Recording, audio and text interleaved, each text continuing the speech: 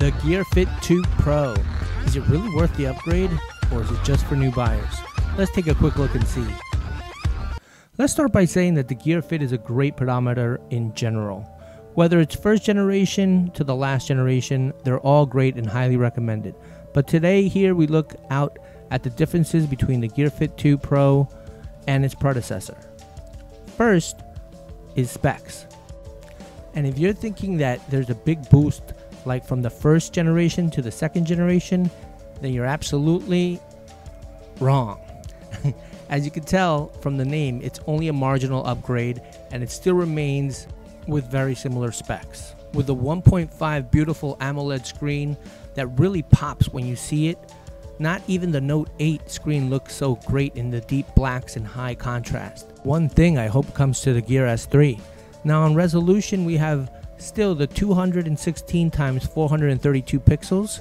The weight is 34 grams from what it used to be of 30 grams.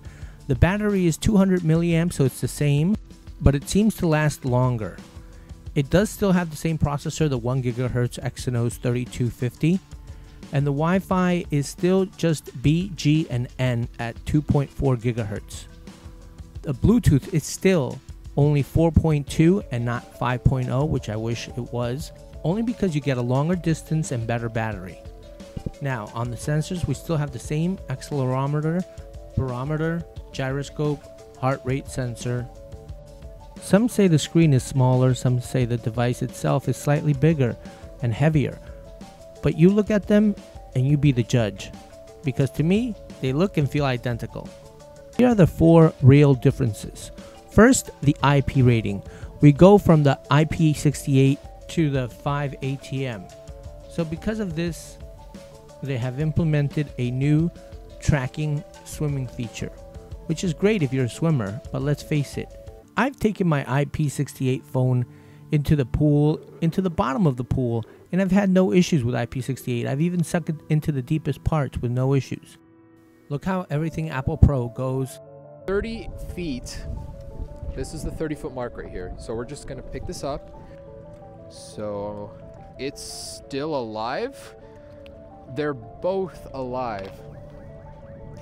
So, wow, I don't even know. I don't know what to do now. Let's just drop it as far as it will go, and hopefully these guys will die. But at 30 feet, they have survived and are still working after 5 minutes underwater. So that's 25 minutes total. Let's go ahead and put it in for another 5 minutes at the max depth. 30 feet under with no issues. So how much better can it really be? Well, this one will go up to 50 feet. So if you're a deep sea diver, or you like to snorkel, or you're worried about salt water, then I guess that makes a difference. But for the average person, not really. Well, now we move on to the second biggest upgrade I see, which is the Watchband. That is a great improvement over the old one. Why? Because the old one was not only hard to put on, but in the few days that I tested it, the clamp came loose and I dropped the watch 3 times. One of them while I was driving, I didn't even notice. Thank God it was in my car. An easy way to lose your device and fast. Especially because it's a sports-oriented device and you're supposed to be on the movement. And number 3 is the new addition now to Spotify. Well taken, to be able to leave your phone at home while you go to the gym and on Wi-Fi listen to music through Bluetooth headphones. My only wish is that one day it will support Google Play Music and other streaming services. Number 4, or the last one, is the new UI where it can block the touchscreen when it goes into the water so it won't activate random touches. It's also said to be more of a smartwatch than a pedometer. I really don't see it though. I also think it's something that they should upgrade to the old Gear Fit 2 since it has the same specs and it should be able to handle it, especially like Spotify and even the UI. Also, it should even be able to handle the swimming portion of it since it's still IP68. So who is it really for? I think it's a good upgrade for those who are coming from version 1, or if you never really had one. But I don't see the upgrade if you have version 2 because of the similarity so much.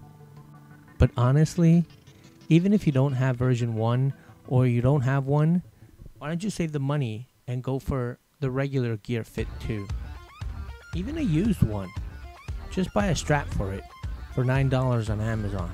And if you buy 3, you get 20% off. Unless you really want a pair of headphones, then you should go for the promo, as there's a promo where you can get the Uflex wireless Samsung Bluetooth headphones of value of $55, which ends up costing you about the same as the Gear Fit 2 regular. But if you don't need those headphones, then it's not worth it.